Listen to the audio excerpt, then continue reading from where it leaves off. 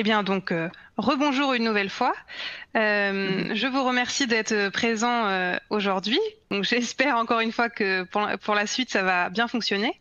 Donc, je vais vous présenter une synthèse des travaux que j'ai pu effectuer lors de ma thèse, en essayant d'apporter un regard un peu complémentaire à la lecture du manuscrit, qui s'intitulait donc Études et modélisation des phénomènes d'interdépendance et de défaillance en cascade au sein des réseaux techniques urbains, vers une aide à la décision pour une application à l'agglomération parisienne face à une crue majeure.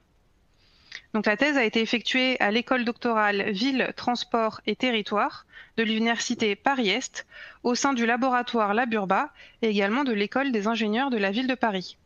Ces travaux ont par ailleurs été financés par deux projets de recherche, le projet français qui s'appelait RGC4, un projet ANR, et le projet européen H2020 qui s'appelait Rescue. Tout d'abord introduire le contexte des travaux, les enjeux relatifs et également la problématique de recherche. On assiste actuellement à la multiplication des aléas, qu'ils soient d'origine naturelle ou humaine, et la carte présentée ici en haut à gauche reprend notamment les catastrophes naturelles qui sont survenues depuis le 1er janvier 2020 à travers le monde. Ces aléas, ils vont engendrer des dégâts et des impacts qui peuvent être importants, notamment au niveau des territoires urbains qui sont exposés et vulnérables. En exemple, on peut citer l'aléa inondation, qui est en France le premier aléa en termes de dommages. Ces aléas, ils vont impacter également les services et les réseaux techniques de ces territoires, qui vont permettre leur fonctionnement. Donc, pour préciser, on parle ici, par exemple, des réseaux de distribution d'électricité, d'eau potable ou de transport en commun encore. Donc, ces réseaux, ils sont dépendants, comme illustré par le schéma en bas à droite, et donc on observe en fait l'apparition d'effets dominos avec la tombée des systèmes les uns après les autres. Donc, les occurrences de ces chaînes de défaillance, elles sont plus nombreuses qu'on ne peut l'imaginer, et elles peuvent aller en fait d'une simple dépendance de premier ordre, comme par exemple avec la photo qu'on voit à droite, les dommages sur la voirie qui peuvent être provoqués par une rupture de canalisation suite à des inondations, ou ça peut être en fait des événements qui sont beaucoup plus impressionnants, tels qu'ici en exemple une des chaînes de défaillance qui a été provoquée par l'ouragan Sandy en 2012 aux États-Unis. Donc on a essayé de la synthétiser ici, avec la vague de submersion qui a provoqué l'inondation de certains postes électriques et la défaillance du réseau à certains endroits, ce qui a ensuite entraîné l'arrêt de certaines raffineries qui n'étaient pas inondées, et ensuite l'approvisionnement de certaines stations-service qui n'étaient donc ni inondées ni privées d'électricité a été stoppé, ce qui a finalement entraîné des impacts importants, déjà au niveau de la mobilité, à cause des dysfonctionnements du métro, et donc il y avait besoin d'essence pour les véhicules, mais aussi au niveau de l'alimentation énergétique, et notamment pour les besoins pour les groupes électrogènes. Donc il apparaît donc que les réseaux techniques, dont les villes dépendent pour fonctionner, sont vulnérables face à des aléas qui se multiplient. Les réseaux sont par ailleurs interdépendants, donc les uns par rapport aux autres, mais également leurs composants, les uns par rapport aux autres, ce qui va augmenter leur vulnérabilité et entraîner la propagation des impacts. On introduit alors les phénomènes de défaillance en cascade qui vont correspondre à des effets dominos où les systèmes vont tomber les uns après les autres. Ces phénomènes, ils peuvent alors entraîner une augmentation importante des impacts et des dommages indirects. Cette problématique, elle est devenue un sujet majeur depuis à peu près une quinzaine d'années et elle se retrouve au cœur de nombreuses initiatives, qu'elles soient stratégiques, institutionnelles ou scientifiques. On observe d'ailleurs à travers la diversité des auteurs qu'on a cités aujourd'hui, la diversité des acteurs qui s'intéressent à ce sujet. Alors concernant les recherches scientifiques qui vont plus nous intéresser aujourd'hui, elles ont pour principal objectif d'identifier, de modéliser et de prévoir ces phénomènes. Les premiers constats qu'on a pu réaliser pour l'agglomération parisienne, qui va être nos cas d'étude par la suite, sont les suivants. Donc tout d'abord que l'agglomération se trouve au cœur de nombreux enjeux économiques, géopolitiques, mais aussi stratégiques, que c'est un territoire qui est particulièrement vulnérable au risque de crues majeures, et ce notamment par le biais de ses réseaux techniques. D'ailleurs, un des objectifs qui est aujourd'hui affiché par les services de l'État, c'est bien la réduction de la vulnérabilité qui est liée au dysfonctionnement de ces réseaux. On peut également rappeler les deux épisodes de crue de juin 2016 et de janvier 2018 qui ont ravivé la mémoire de ce type d'événements et aussi la mémoire des impacts qu'ils peuvent engendrer. Et en parallèle, on peut souligner que diverses initiatives concernant les réseaux techniques face à la crue ont vu le jour ces dernières années, mais qu'elles se heurtent cependant à des difficultés organisationnelles, techniques et puis opérationnelles. Alors les travaux qu'on a réalisés, ils se positionnent au sein du génie urbain, c'est-à-dire à la croisée des sciences de l'ingénieur, de la géographie et des sciences humaines et sociales. Le génie urbain est en fait défini par son objet d'étude, qui est l'urbain, et non par une discipline, ce qui permet en fait d'aborder la complexité de ce type de problématique. On va notamment mobiliser ici, parmi d'autres, les questions de modélisation, d'ingénierie urbaine, d'acteurs, également les sciences de l'information géographique par exemple. Cette recherche, elle s'inscrit dans le cadre conceptuel de la résilience et de la vulnérabilité, puisque nous considérons que les interdépendances et les défaillances qui en découlent sont en fait une composante de la vulnérabilité des systèmes étudiés, et que leur étude et leur gestion va participer en fait à l'amélioration de la résilience du réseau et donc de la résilience du système urbain qui s'appuie sur le fonctionnement des réseaux. Alors on souhaite par ailleurs que le travail puisse s'adresser aux chercheurs qui travaillent sur ces sujets, mais aussi dans une certaine mesure aux parties prenantes opérationnelles qui sont impliquées dans la gestion de ces réseaux. Et donc le parti pris, ça a été de ne pas chercher à construire un prototype d'outil supplémentaire, mais plutôt de prendre du recul sur la situation existante, de considérer les aléas et le contexte opérationnel comme des données d'entrée. Et finalement, les objectifs de la recherche ont été d'appréhender les phénomènes analysés, d'explorer les outils et les démarches existantes, et d'apporter des éléments d'analyse et d'aide au choix. Donc les constats présentés et l'identification de notre positionnement m'ont amené à m'interroger et à construire une problématique que j'ai ici déclinée en 4 questions. Tout d'abord, comment définir et caractériser les phénomènes d'interdépendance et de défaillance en cascade au sein des réseaux techniques urbains. Donc ici, l'objectif, c'est de comprendre les objets que sont les réseaux urbains, d'identifier et de caractériser les relations de dépendance qui existent en leur sein, et de comprendre ce que sont les défaillances en cascade et comment elles apparaissent. Quelles sont les démarches qui existent pour identifier, formaliser et modéliser ces phénomènes? Donc ici, l'objectif, c'est de recenser les démarches qui existent et de les caractériser à la fois de façon théorique, mais aussi opérationnelle. Quelles démarches sont pertinentes selon les différents contextes de mise en œuvre? Donc ici, l'objectif, ça a été de proposer des éléments pour guider le choix d'une démarche pour qu'elle soit adaptée au contexte de mise en œuvre. Et on passe ensuite à l'application à notre cas d'étude avec quelles possibilités seraient envisageables au sein de l'agglomération parisienne. Alors concernant l'organisation de la présentation, je vais passer tout de suite à la caractérisation des objets étudiés. La troisième partie va ensuite s'intéresser à l'étude et à la modélisation de ces phénomènes à travers notamment la présentation des résultats de l'état de l'art, également d'une discussion sur la mise en œuvre des démarches étudiées. Je passerai ensuite à l'application avec le cas des réseaux de l'agglomération parisienne, qui va être donc notre zone d'étude, et également à la présentation de certaines recommandations et propositions qu'on a pu faire. Et finalement, je ferai une synthèse des contributions et j'aborderai également les limites et les perspectives de ce travail.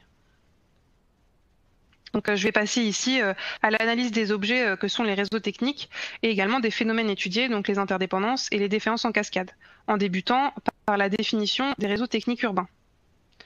Donc on considère ici les réseaux techniques urbains au sens du génie urbain, c'est-à-dire comme les supports matériels mais aussi organisationnels des services techniques qui sont nécessaires au bon fonctionnement de la ville. Donc ce sont donc des ensembles d'éléments physiques qui sont reliés et qui sont organisés et qui vont permettre la circulation, la transformation et la distribution d'objets et de flux qui sont donc transportés par les services urbains. Dans le tableau ci-dessus, on voit une typologie des infrastructures qu'on peut rencontrer dans ces réseaux, qu'elles soient nodales, c'est-à-dire ponctuelles ou linéaires, selon les missions qu'elles vont remplir, donc de transformation, de consommation, de contrôle ou de transport par exemple. La diversité des réseaux, on l'a vu, elle se traduit dans les infrastructures qui les composent, mais elle se traduit également dans les organisations des flux qui les parcourent. Donc ces flux, ils peuvent par exemple passer d'un point de concentration à un usager, c'est l'exemple de l'eau potable, ou l'inverse. Ils peuvent aussi passer d'un usager à un usager, ou d'un point de concentration à un point de concentration. C'est l'exemple par exemple des transports en commun. La topologie de ces réseaux va également différer selon les types de réseaux, et cette diversité, elle complique donc bien sûr les modalités de potentielle modélisation. À droite, on voit que ces réseaux, ils sont également décomposables. Donc on a ici le niveau du service urbain de l'eau, dont le fonctionnement va reposer sur les réseaux d'eau potable et d'assainissement, puis qui peut se décomposer également en sous-réseaux qui vont correspondre à des missions spécifiques. Et ensuite, on a les composants génériques et les infrastructures qui vont permettre de réaliser ces missions. Donc cette décomposition, elle révèle en fait différents niveaux de granularité, différentes échelles d'analyse et en fait différents niveaux de complexité, ce qui va être discuté tout au long des travaux. Alors, les réseaux techniques urbains, ce sont par ailleurs des systèmes complexes. Donc, on peut les considérer ainsi en accord avec les différentes théories de la complexité, puisque ce sont des systèmes de systèmes dont les composants et les niveaux de granularité sont divers, dont les structures et les organisations sont également diverses, et en plus, ils ont un comportement dynamique. Par ailleurs, ces systèmes ils vont s'intégrer dans un environnement qui est lui aussi complexe, et donc à savoir le système urbain. C'est d'ailleurs pourquoi le génie urbain semble une approche pertinente de la problématique, avec sa vision holistique du système urbain à la croisée des disciplines habituelles.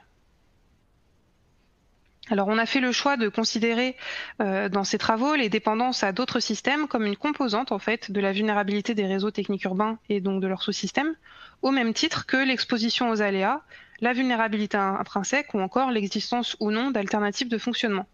Donc le travail de thèse, il a plutôt fait référence au concept de vulnérabilité qu'à celui de résilience, qui est considéré ici comme plutôt flou, peu opérationnel et également plutôt centré sur la notion de récupération. On considère quand même que l'étude et la gestion des phénomènes d'interdépendance et donc des défaillances induites va en fait participer à l'amélioration de la résilience urbaine, et ce sur un point scientifique, technique, mais aussi organisationnel.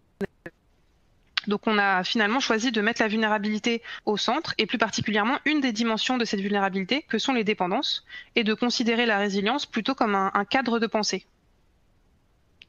Alors au niveau des interdépendances, si on veut être plus précis, un système S2 peut être dépendant d'un système S1 si son état est influencé par l'état de S1, mais S1 et S2 peuvent également être interdépendants si la relation de dépendance est bidirectionnelle. Ce cas de figure est en fait moins fréquent et c'est pourquoi on a fait figurer des parenthèses dans les travaux. On peut également distinguer 4 types de dépendances au sein des infrastructures des réseaux techniques urbains. On a les dépendances physiques qui sont basées sur des échanges matériels. Donc c'est l'exemple du feu de signalisation qui a besoin d'électricité pour fonctionner. On a les dépendances cybernétiques qui sont basées sur des échanges d'informations. Donc le feu, toujours, il a besoin de savoir quand s'allumer et quand s'éteindre. On a ensuite les dépendances géographiques. Donc là, elles sont basées plutôt sur la proximité entre des infrastructures. Donc une conduite d'eau, par exemple, une conduite d'eau potable enterrée, elle va dépendre de l'état de la tranchée dans laquelle elle se trouve. Et finalement, on a les dépendances logiques qui sont un peu plus complexes et qui sont basées, elles, sur des décisions humaines, des choix et des processus plutôt sociétaux. Donc on peut citer l'exemple du réseau Internet qui peut se retrouver surchargé suite à son utilisation massive. Alors, ces relations de dépendance et d'interdépendance, elles vont entraîner ce qu'on appelle des défaillances en cascade, qui sont également plus communément appelées des effets dominos. Donc ici, on rappelle qu'on a fait une revue de la littérature scientifique sur ce sujet, et ça a permis de réaliser que la terminologie sur ce phénomène était assez diverse, et qu'ils étaient désignés comme des effets dominos, des cascades, des escalades, etc. Et donc, on a quand même réalisé que certaines notions étaient partagées, notamment la notion de propagation, les impacts, l'aggravation, les dépendances, l'ordre et la notion d'événement initial. Donc je vais définir par la suite les défaillances en cascade comme le phénomène de propagation des défaillances d'un système à d'autres systèmes qui sont engendrés par un événement initial. Et cette propagation, elle se fait par le biais de dépendances entre les systèmes. Elle entraîne l'apparition d'événements d'ordre supérieur, et elle entraîne également l'aggravation progressive des impacts donc de l'événement initial. Alors, la réalisation de plusieurs analyses d'événements passés et également d'un état de l'art de la littérature qui en parlait a permis de conclure que ces phénomènes sont multidimensionnels, multiscalaires, multisectoriels et sont également dynamiques. Et en fait, ils impliquent, on s'en rend compte, tous les types de réseaux techniques, avec quand même une surreprésentation des réseaux d'énergie et des réseaux de télécommunications. Ils entraînent l'augmentation de la vulnérabilité des systèmes urbains, et ils ralentissent les processus de récupération après la crise. Ils sont finalement en fait difficiles à prévoir et à modéliser, de même que leurs impacts. Donc on conclut sur le besoin d'améliorer notre niveau de connaissance au sujet de ces phénomènes, que ce soit avant ou après leur survenue, et que ce soit de façon empirique ou grâce à des modèles. Donc ça pourrait nous permettre d'identifier de nouvelles dépendances, par exemple, ou des nœuds qui soient particulièrement vulnérables, d'identifier des scénarios critiques, ou encore de produire des éléments d'aide à la décision. Alors, en s'appuyant sur ces observations et ces analyses, j'ai pu construire une méthodologie que voici. Donc, je pars de la réalisation d'un état de l'art des initiatives actuelles, que ce soit à travers le monde ou à travers les disciplines, pour ensuite permettre la caractérisation scientifique et opérationnelle de ces démarches.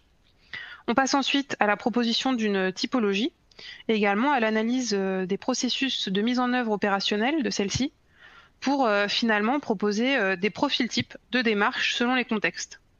L'objectif étant bien sûr ensuite d'appliquer les enseignements à notre cas d'étude de l'agglomération parisienne.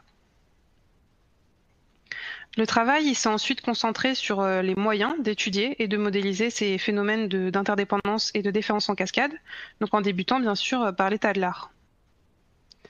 Alors on assiste, en tant que premier constat, on peut dire qu'on assiste à la multiplication des projets de recherche, également des cadres méthodologiques qui veulent étudier ces phénomènes. Ces recherches, elles se révèlent très variées, tant en termes de disciplines, de résultats ou que d'objets et d'échelles analysées. Ces travaux, ils ne sont aujourd'hui pas recensés de façon organisée, à l'exception en fait du recensement des méthodes de modélisation qui sont utilisées. Donc une analyse comparative va s'avérer délicate et ces observations, elles nous amènent à entreprendre un état de l'art qui soit approfondi, organisé et qui tienne compte également d'aspects plus opérationnels. Ces aspects qui pourraient potentiellement aider dans le choix ensuite d'une ou l'autre des démarches. Alors, on va se pencher dans le cadre de cet état de l'art et des développements également qui vont suivre sur ce qu'on va appeler des démarches, donc des démarches d'études et de modélisation, des désinterdépendances et des différences en cascade au sein des réseaux techniques urbains. Alors, j'ai ici représenté de façon schématique la façon dont on va considérer ces démarches. Donc, on a l'aléa qui est considéré, qui va impacter les systèmes étudiés au sein des différents réseaux. Donc, ces systèmes, ils peuvent être en lien ou non avec d'autres systèmes, et ce de façon interne ou externe à la démarche. Ça peut se faire à différentes granularités et différentes échelles. On a les données d'entrée qui vont permettre de renseigner et de faire tourner la démarche. On a bien sûr l'architecture et on a les données de sortie qui vont représenter les résultats obtenus. Il faut bien sûr prendre en compte aussi les acteurs impliqués selon les objectifs poursuivis. Cet état de l'art, il a suivi les principes de la revue qu'on a systématique qualitative. Les références, elles ont été recherchées soit à l'aide de mots-clés, soit obtenues par divers contacts ou des événements sur le sujet. Donc on a eu 50 des références analysées qui vont décrire 32 initiatives.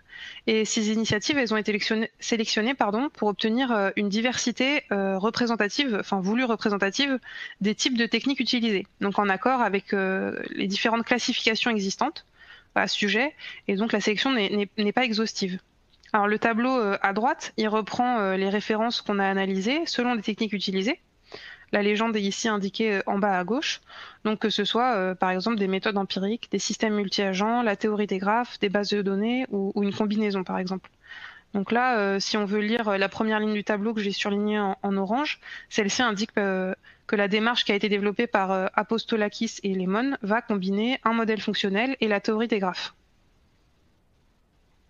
Alors au niveau des objectifs poursuivis par les différentes démarches, on s'est rendu compte que les différentes étapes méthodologiques qu'on a pu identifier, elles pouvaient en fait correspondre aux objectifs qui étaient poursuivis par celles-ci. Donc on a notamment l'identification des relations d'interdépendance, leur formalisation, leur modélisation, également la modélisation des défaillances en cascade induites, puis l'action des scénarios de défaillance et enfin une partie potentiellement d'aide à la décision. Donc les démarches rencontrées, elles peuvent correspondre en fait à une ou plusieurs de ces étapes. Les objectifs qui sont poursuivis, ils vont également différer selon les types d'organisations en charge du développement de ces démarches, puisque les laboratoires ont par exemple des objectifs de recherche académique, tandis que les institutions gouvernementales vont plutôt viser le maintien du bien-être et de la sécurité des citoyens. De l'autre côté, on a des opérateurs qui peuvent poursuivre des objectifs plutôt de fiabilité et de continuité d'activité au sein de leurs installations, tandis que les entreprises de modélisation vont plutôt avoir des objectifs de développement commerciaux. Alors ici, on a proposé une caractérisation des données qui sont manipulées en entrée et en sortie. Donc ces données, elles peuvent d'un côté se référer au contexte, aux objets modélisés, aux interactions entre les objets et aux conséquences de ces relations, tandis que de l'autre côté, elles peuvent se référer à la visualisation des impacts, à la construction des scénarios de défaillance ou encore à la quantification des impacts. Ce schéma ici, il tente de représenter la diversité des paramètres d'analyse qui sont possibles. Donc, par exemple, on peut s'intéresser au sein d'une démarche à l'ensemble des réseaux au niveau macro. Donc, c'est ici l'exemple du périmètre 1. Donc si on considère chaque réseau comme une entité unique, à un réseau au niveau méso, c'est le périmètre 2, ou à plusieurs réseaux au niveau méso avec le périmètre 3, voire à une petite partie de plusieurs réseaux au niveau plutôt microscopique. Donc c'est ici l'exemple du périmètre 4, si on considère notamment les infrastructures de quelques réseaux au niveau d'un petit quartier. Donc les périmètres, les objets analysés et les granularités qu'on va considérer, elles vont différer selon les démarches et leur périmètre. Donc tous les résultats qu'on a pu récolter, ils ont permis de proposer une typologie des démarches qu'on a rencontrées. Donc j'ai ainsi proposé 3 catégories d'approches, les approches descendantes, les approches ascendantes et les approches fédératrices. Ici, on a l'exemple des approches descendantes qui sont plus analytiques, qui partent plutôt de théories ou de modèles sectoriels et ensuite qui s'adaptent au contexte de mise en œuvre. Donc à droite, on a un exemple de démarche qui va modéliser de façon simplifiée un réseau routier et son alimentation électrique, par exemple, à travers l'éclairage et la signalisation. Donc il prend ici en compte 2 réseaux. Les démarches ascendantes, elles sont plus systémiques, plus empiriques. Elles partent d'une trame partagée au sein d'un contexte de mise en œuvre pour ensuite construire un modèle systémique. Donc à droite, on a ici l'exemple d'un formulaire qui est destiné à ce que les différents types d'opérateurs renseignent leurs liens de dépendance et les conséquences de ces dépendances, afin ensuite d'avoir une vision globale des relations. Les démarches fédératrices, elles permettent finalement de coupler des outils de simulation sectorielle existants, donc des simulateurs de réseau et des simulateurs d'aléas, à travers la création d'un module central qui permet de les faire communiquer. On retrouve ici à droite l'exemple d'un outil qui est appelé I2Sim et qui va permettre de coupler notamment des simulateurs du réseau électrique, du réseau d'eau, du réseau de transport par exemple. Donc toujours par le biais de modules centraux. Alors on s'est ensuite intéressé au processus de mise en œuvre opérationnelle de ces démarches, car il ressort que cette mise en œuvre, elle fait face à de nombreux défis, notamment concernant le renseignement des modèles, la participation des parties prenantes locales et la concordance de la granularité, donc la granularité de l'étude par rapport au contexte. On a aussi recensé d'autres défis tels que les ressources nécessaires ou la façon de formaliser et de partager les résultats. Mais ici, on va plutôt détailler les 3 principaux défis. Alors concernant la participation des parties prenantes, on observe de nombreuses barrières à surmonter, puisque déjà ces parties prenantes, elles sont nombreuses et diverses dans leurs objectifs, dans leur fonctionnement et dans les moyens qui leur sont disponibles. Également que la réglementation française, elle est peu contraignante par rapport à ces questions de collaboration et qu'il existe également des barrières sécuritaires, économiques, concurrentielles, mais aussi politiques. Donc on peut ici citer l'exemple de la question assez compliqué du partage sécurisé d'informations sensibles au niveau de la sécurité ou la question des relations concurrentielles au sein de certains secteurs comme les télécommunications. Donc ces parties prenantes, qu'elles soient publiques ou privées, elles ont cependant des motivations, des intérêts à participer à ces partenariats. On a par exemple l'accès à des fonds supplémentaires, le fait que ce soit une opportunité ensuite d'influencer les décisions, également que ce soit un moyen de partager des savoirs et des bonnes pratiques ou d'avoir une attitude plus proactive en temps de crise. Alors, les données nécessaires au renseignement de ces démarches, elles se révèlent nombreuses, très diverses, un peu éparpillées partout, imparfaites, donc porteuses de nombreuses incertitudes, parfois indisponibles, voire inexistantes, et également elles sont dynamiques, donc elles ont besoin de mise à jour dans le temps. Plusieurs possibilités, on le voit à droite, existent pour le recueil de ces données, notamment l'analyse de retour d'expérience et l'application, par exemple, de l'AMDE à ceci, comme on a pu le proposer. Il y a également la collecte directe auprès des opérateurs, que ce soit par le biais, par exemple, de questionnaires ou de simulateurs sectoriels. Également, le cas des initiatives collectives, donc notamment les plateformes de partage d'informations, comme on va le voir par la suite. Alors la question du choix du périmètre, qu'il soit réel ou qu'il soit contraint, est centrale à cette problématique, puisque le périmètre d'étude, il peut influencer la granularité de l'étude par le biais de ce qu'on a ici appelé l'effet de zoom. Donc en fait, si on considère bien sûr des ressources fixes données. Donc sur les cartes qu'on a ici fait pour un réseau théorique, plus la zone d'étude va se restreindre, plus la granularité peut augmenter, et plus le nombre d'infrastructures pertinents à l'analyse peut également augmenter.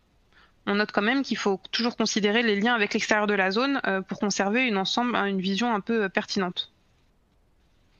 Alors l'étude des expérimentations autour du monde nous a permis de mieux comprendre ces processus et nous a permis également de lister des sujets à aborder pour déterminer les contours d'une démarche. Donc on a ici identifié des aspects plutôt théoriques, plutôt scientifiques, Donc avec l'exemple des types de réseaux qui sont présents sur la zone d'étude ou l'utilisation qu'on voudra faire à la suite des résultats qu'on aura obtenus. Et également des aspects plus contextuels, plus opérationnels, l'exemple des données qui sont disponibles au moment de notre réflexion ou l'implication potentielle des gestionnaires. Alors devant le nombre de systèmes à prendre en compte, il est ensuite généralement nécessaire d'opérer une sélection des systèmes. Donc cette sélection, elle peut se faire de façon réfléchie ou de façon contrainte par le contexte, et elle peut se faire en suivant différentes logiques, par exemple la diminution de la zone géographique ou la diminution du type et du nombre d'objets qu'on va étudier. Les recherches effectuées m'ont par ailleurs amené à considérer qu'une approche unique, idéale et transposable, c'est aujourd'hui difficilement atteignable. D'abord parce que les développements actuels ne semblent pas le permettre, mais aussi parce qu'une perspective unique au sujet de scénarios en fait aussi complexes pourrait être réductrice, et qu'une diversité des représentations de la même réalité complexe pourrait peut-être permettre une compréhension intéressante. Donc l'objectif ici, ce n'est pas de discuter des meilleures démarches, entre guillemets, mais plutôt de discuter des contextes dans lesquels ces démarches sont susceptibles d'être pertinentes. On identifie finalement l'intérêt de chercher la flexibilité et également la combinaison des démarches selon les objectifs et selon les moyens disponibles. Pourquoi j'ai proposé différents profils de démarche? Donc on les retrouve ici selon les objectifs, puisqu'ils sont caractérisés selon les objectifs, ainsi que certaines caractéristiques de fonctionnement et de mise en œuvre. Donc si on prend ici l'exemple du profil 7 en orange, qui cherche la priorisation de certaines mesures techniques ou solutions palliatives au sein d'un réseau donné, donc qui est repris ici sur le tableau à droite, on a les résultats attendus avec les formats financiers, techniques et fonctionnels, les étapes qui sont suivies par la démarche, le type d'approche qu'on a rencontré, les systèmes qui sont considérés et leur granularité. Donc ici, par exemple, c'est les infrastructures du réseau et celles qui entretiennent une dépendance avec elles. On a également des exemples des données nécessaires et une approximation des conditions de mise en œuvre, et ainsi quelques exemples qu'on a pu rencontrer. Donc si on synthétise les travaux et leurs enseignements, on peut rappeler le besoin d'étudier et de modéliser ces phénomènes. Donc ça, dans un cadre de réduction de la vulnérabilité des réseaux, et ce pour une amélioration de la résilience urbaine. On peut également rappeler que la complexité de la problématique s'est exprimée par plusieurs biais et nous a amené à faire plusieurs actions. Alors déjà que le nombre et la diversité des approches existantes m'a amené à réaliser un état de l'art, une caractérisation et une typologie des démarches, que l'importance des contextes de mise en œuvre m'a conduit à analyser les freins et à proposer un diagnostic de ces contextes, que la diversité des objectifs qui peuvent être poursuivis nous a amené à discuter de l'équilibre entre le périmètre, la complexité et la granularité de l'étude, et également d'introduire la notion de flexibilité et de combinaison des démarches. Et finalement, la démonstration de l'illusion d'une approche idéale m'a finalement conduit à proposer des profils types de démarches. Alors, je vais maintenant présenter une synthèse des travaux que j'ai effectués dans le cadre de notre application, donc à l'agglomération parisienne face à une crue de la Seine, avec le diagnostic de la situation actuelle et les propositions qui vont en découler. Donc l'agglomération parisienne, qui est représentée ici à gauche par le périmètre bleu sur la carte, a fait face à de nombreux épisodes de crues tout au long de son histoire. Donc ici, à droite, on a un rappel des hauteurs de crues qui a été reconstitué à la station Austerlitz. Et on y observe notamment les fameuses crues de 1658 et la crue centenale de 1910, qui demeure aujourd'hui la référence. Donc l'agglomération parisienne, elle se situe en effet à la confluence de la Seine et des affluents principaux, donc Lyon, la Marne et l'Oise. Elle se trouve également au cœur de grands enjeux géopolitiques, socio-économiques, donc que ce soit au niveau de la région Île-de-France, de la France, mais aussi dans une certaine mesure de l'Europe. Et ce territoire, il est donc fortement exposé à l'aléa crue-inondation. Alors quant aux réseaux techniques qui sont présents sur ces territoires, ils sont nombreux, ils sont gérés par des opérateurs divers et de façon diverse, ils sont denses et ils sont pour la plupart souterrains, notamment dans la ville de Paris. Ils peuvent par ailleurs partager certaines installations, l'exemple des galeries souterraines par exemple. Donc une crue majeure, elle peut avoir des impacts forts sur le fonctionnement de cette agglomération, notamment par le biais de ces réseaux techniques. On voit ici quelques extraits de communication qui ont été recueillis sur les réseaux sociaux, au moment du retour d'expérience en direct qu'on a fait pour l'épisode de crue de janvier 2018. Donc on a ici des exemples de communication pour le réseau de distribution électrique et pour le réseau de transport en commun. À droite, on a deux cartes qui représentent les impacts potentiels d'une crue majeure sur les réseaux ferrés et sur les réseaux routiers en Île-de-France, qui avait été publié dans une étude pour l'OCDE en 2014. Alors ce territoire, il présente également un contexte organisationnel qui est très complexe, puisqu'on a de nombreuses parties prenantes qui entretiennent différents types de relations. Donc j'ai ici tenté de les représenter de façon un peu simplifiée, en indiquant donc quelques exemples, ce n'est pas exhaustif. On peut ainsi rencontrer différents types d'opérateurs, même pour un même type de réseau, il peut y avoir différents types d'opérateurs. On a les opérateurs publics, les privés, les syndicats et même les services techniques des collectivités locales. Ces opérateurs, ils entretiennent des relations d'interdépendance, de collaboration ou de concurrence, voire de délégation. Alors ces opérateurs, ils sont également en relation avec les services de l'État, les établissements publics, les collectivités locales, mais aussi des associations ou des chercheurs qui vont travailler sur ces thématiques. Donc on voit ici la complexité concernant ce sujet des réseaux interdépendants. Alors comme mentionné en introduction, plusieurs démarches se sont penchées sur la question des réseaux techniques franciliens face à la crue. On a eu la thèse de Marie Toubin qui s'est terminée en 2014, qui a tout d'abord permis d'une part de référencer les liens de dépendance macroscopiques entre les réseaux parisiens et d'autre part de cartographier les impacts qui étaient attendus pour des infrastructures majeures au niveau de 2 arrondissements parisiens. Par ailleurs, suite à la signature d'une déclaration d'intention en 2016, une plateforme d'échange a été mise en place pour échanger des informations, donc principalement des cartographies comme on va le voir par la suite. Cette plateforme en fait, va faire l'objet de développements présentés plus loin. Les travaux à droite, on le voit, du consortium Euridis ont également permis de proposer un prototype de cartographie en ligne qui est basé sur l'évolution temporelle de dysfonctionnements qui sont estimés par les plans de continuité d'activité des opérateurs. Donc ce travail, il va cependant rester au stade de prototype, faute de ressources et d'unanimité. Il faut également souligner quand même l'organisation de plusieurs exercices de gestion de crise sur ce sujet de la crue ces dernières années. Alors, l'analyse de l'agglomération parisienne a été par ailleurs approfondie grâce à une enquête en plusieurs étapes auprès de 14 opérateurs de réseau, dont les périmètres donc ici d'action sont représentés dans la carte à gauche. Cette enquête a été réalisée à travers des entretiens et des questionnaires en ligne. Les sujets abordés ont été les infrastructures critiques, les vulnérabilités et interdépendances des répondants, les outils qu'ils utilisaient, la planification en place, les échanges d'informations qui étaient observés, l'identification également de manques et de besoins, et finalement un focus a été fait sur les cartographies de vulnérabilité dans un second temps. Alors une synthèse des résultats a été rédigée, a été validée également par les répondants avec de nombreux allers-retours. On présente ici quelques extraits de résultats obtenus, notamment concernant les phénomènes donc, de défaillance en cascade qui nous intéressent. Alors on observe à droite dans le tableau que les opérateurs ne partagent pas une définition unique de ce concept, que la plupart d'ailleurs ne l'utilisent pas de façon opérationnelle, mais quand même qu'ils en saisissent tous le sens général. Et à droite, ah oui, et aussi on note que certains ne considèrent pas les défaillances en cascade internes à leur réseau comme telles. À droite, on voit que l'histogramme nous indique que la majorité en fait, des répondants a connaissance de défaillances en cascade qui pourraient survenir au sein de leur réseau lors d'une crue. Donc ça justifie notre analyse. Concernant les flux d'informations, ici un schéma des échanges que j'ai pu répertorier durant les épisodes de 2016 et de 2018. Alors ici, les flèches pointent vers le récepteur de l'information. Et on y constate que les opérateurs échangent assez peu entre eux, de façon assez inégale, mais qu'ils s'appuient beaucoup sur les services de l'État et sur les services de prévision. Les usagers, les clients et les services de sécurité civile ne sont quant à eux pas sollicités.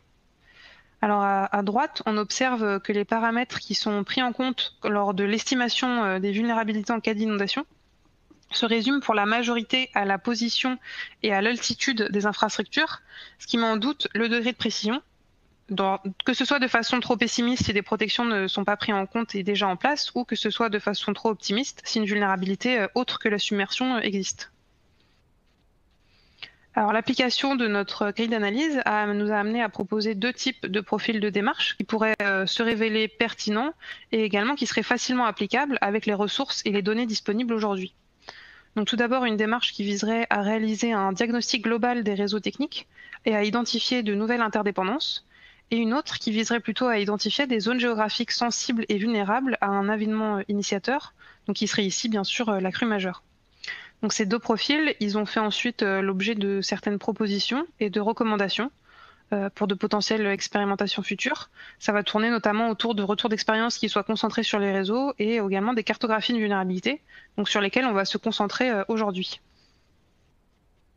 Les cartographies de vulnérabilité qui sont confidentielles, donc on y a eu accès dans le cadre du projet RGC4. Elles sont basées sur des cartographies simplifiées des zones inondées qui sont construites par la DRIE Île-de-France à partir en fait de modélisation hydraulique. Alors la modulation de l'hydrogramme, elle se fait selon le débit et non selon la hauteur de eau. Donc par exemple, le scénario R08, il va correspondre à 80% de la crue 1910, qui est donc la crue de référence aujourd'hui. Ces scénarios, quand même, il faut souligner qu'ils contiennent encore de nombreuses incertitudes, notamment par rapport aux remontées de nappe. Et à droite, on voit que l'enquête a permis de mettre en lumière des divergences dans les définitions du concept de vulnérabilité qui sont utilisées par les différents répondants. Et ces divergences, elles vont en fait entraîner des incohérences dans les cartographies de vulnérabilité partagées, puisque ce ne sont pas les mêmes choses qui sont représentées d'un opérateur à l'autre. Et de plus, donc ce ne sont pas les mêmes choses, mais elles ne sont également pas représentées de la même façon sur les cartes. Donc le schéma de gauche, il reprend des exemples génériques pour des réseaux différents, de la façon dont les fragilités sont représentées. Donc on a des représentations ponctuelles avec l'aide de buffers autour d'infrastructures, ou des linéaires de réseau, ou des surfaces fragiles ou non. Donc à droite, on voit qu'une synthèse des incohérences potentielles a été faite. Donc que ce soit au niveau des données d'entrée utilisées, au niveau des processus de construction de ces cartographies, au niveau de la représentation des résultats obtenus et au niveau de l'utilisation de ces résultats. Donc on voit que les sources potentielles d'incohérence sont assez nombreuses. Afin de remédier à ces différentes divergences, j'ai eu l'occasion de proposer une nouvelle définition des zones cartographiées qu'on a choisi en fait de qualifier de fragilité pour être plus explicite. C'est d'ailleurs un terme qui était déjà utilisé par un des opérateurs. Et donc on va définir les zones de fragilité comme les zones au sein desquelles le service est susceptible d'être défaillant pour un scénario de crue donné, que ce soit du fait de vulnérabilité interne ou du fait de vulnérabilité externe qui soit liée donc aux dépendances à d'autres services urbains. Alors un processus itératif de prise en compte et de mise à jour de ces cartographies a également été proposé. Donc on s'est inspiré de la démarche d'échange entre simulateurs sectoriels qui avait été proposée par Amélie Grandjean dans sa thèse. Donc ça pourrait permettre en fait la prise en compte de liens de dépendance et donc des potentiels défenses en cascade, comme illustré ici avec le schéma. Donc on a l'obtention à partir du scénario Rx de crue qui est représenté à gauche, d'une carte de fragilité A1 d'un opérateur A et en parallèle d'une carte B1 pour les fragilités d'un opérateur B. Et enfin, la prise en compte par A des fragilités de B dont il dépend lui permet ensuite de produire une nouvelle cartographie qu'on a appelée A2 qui va tenir compte de ces fragilités. Donc l'itération pourrait potentiellement se faire n fois, même si la plupart des ordres sont assez limités. On a également proposé de construire des indices par commune et par réseau qui représenteraient les fragilités de chaque réseau pour les différents scénarios d'aléas. Donc ces indices, ils peuvent permettre en fait d'avoir un indice opérationnel à l'échelle d'action des gestionnaires de crise. Ils peuvent permettre de comparer des réseaux, de comparer des communes ou d'identifier par exemple des scénarios seuls. Ils peuvent également permettre d'avoir une vision un peu plus globale lorsqu'on réalise des plans communaux de sauvegarde par exemple. Alors ici, le tableau, il reprend des propositions de formules selon les données et selon les types de réseaux. En fait, les formules, elles vont correspondre à un rapport à chaque fois entre les parties du réseau qui sont potentiellement défaillantes et l'ensemble du réseau sur la commune, afin de pouvoir comparer des données disparates. Donc si on prend l'exemple en orange du réseau de distribution électrique, la formule représente le rapport entre la surface de la commune urbanisée moins les surfaces des zones buffer autour des infrastructures fragiles sur la surface urbanisée de la commune. La figure ici à gauche, elle représente la répartition des communes de la région, donc pour toute la région Île-de-France, selon des intervalles de valeur de l'indice pour le réseau électrique. On observe par exemple un effet de seuil à partir du scénario R1, où en fait on voit qu'un grand nombre de communes voient leur indice basculer en dessous de la barre des 0,8, donc avec plus de 20% de fonctionnement perturbé. Alors à droite, on voit que l'analyse des indices communaux elle peut également permettre d'identifier des profils de communes. Ici, on a deux exemples. En haut, donc ça représente 4 communes du Val-de-Marne. En haut, on a également 2 réseaux, donc électricité et assainissement. En haut, on a les communes qui sont très touchées à partir de R1, tandis que en bas, les deux communes maintiennent plutôt un certain niveau de fonctionnement, même après R1. Au niveau des retours des parties prenantes opérationnelles, il faut noter qu'on fait face quand même à une inertie importante, puisqu'elles ont de nombreux chantiers en parallèle et qu'elles ont peu de moyens disponibles sur notre sujet. L'enquête a été tout de même accueillie plutôt positivement par les répondants. Elle a permis d'engager certaines discussions. Et on espère que les propositions et la synthèse de ce qu'on a fait fassent l'objet de présentations et de discussions à la fin des restrictions actuelles. On sait également aujourd'hui que certaines cartographies ont été mises à jour, en prenant notamment en compte les dépendances à l'électricité. On note quand même qu'on n'a plus accès à ces cartes depuis la fin du projet RGC4. On sait également que la zone de défense et de sécurité a demandé la clarification de certaines définitions, notamment les zones dites vulnérables, et également au niveau de la notion de client /abonné /foyer, puisqu'il y avait un certain flou là-dessus lors des quantifications des zones impactées. Et également un tableau récapitulatif des données de vulnérabilité accessibles et en construction, de même qu'un processus d'itération entre les cartographies, ce qui va en fait dans la même direction que ce qu'on avait proposé. Alors, je vais m'en passer aux conclusions, à l'identification des limites de ce travail, ainsi que des perspectives qu'on a identifiées pour la suite. Donc, voici une synthèse des contributions. Donc, on a débuté par la définition et la caractérisation des phénomènes, avec une analyse empirique et des retours d'expérience. J'ai ensuite démontré le besoin d'étudier et de modéliser ces phénomènes pour passer donc à un état de l'art des démarches existantes, qui a permis en fait la caractérisation de ces démarches selon des périmètres qui soient susceptibles de correspondre à des critères de choix. Une typologie a ensuite été proposée et on a ensuite analysé les processus de mise en œuvre et les difficultés relatives à cette mise en œuvre pour arriver à la discussion sur l'intérêt de démarches hybrides et flexibles selon les différents objectifs poursuivis.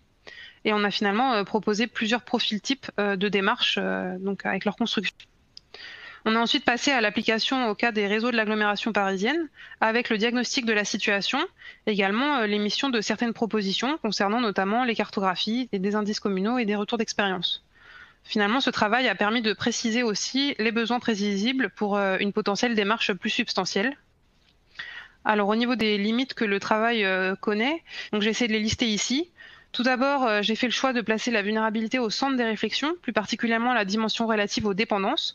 Donc ce choix peut être remis en question, mais nous a quand même permis de délimiter très efficacement notre sujet, à savoir tout simplement l'étude et la modélisation des relations de dépendance et les défenses en cascade induites au sein des réseaux techniques urbains. Donc on rappelle que la résilience a été plutôt considérée comme un cadre de pensée général dans ce cas-là. De même, les aléas, de même que les solutions palliatives ou encore les modalités de gestion de crise, ont plutôt été considérées au départ comme des données d'entrée, afin de faciliter la généralisation, puisqu'en fait, ils constituent d'autres dimensions de la vulnérabilité des réseaux urbains. Mais ceux-ci peuvent avoir une influence assez forte au niveau des impacts. Et par exemple, l'aléa cru qu'on a utilisé dans notre cas d'étude, il a été en fait mis au centre des réflexions sur notre cas d'application. Les développements qu'on a réalisés pour l'aide au choix d'une démarche dans un contexte donné, ils n'incarnent pas à ce stade un processus formalisé.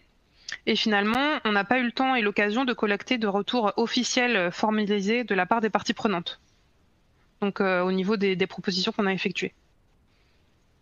Au niveau ici de l'application de ce travail, il y a également plusieurs limites. Une évolution de l'état de l'art qui va être nécessaire selon les développements à venir.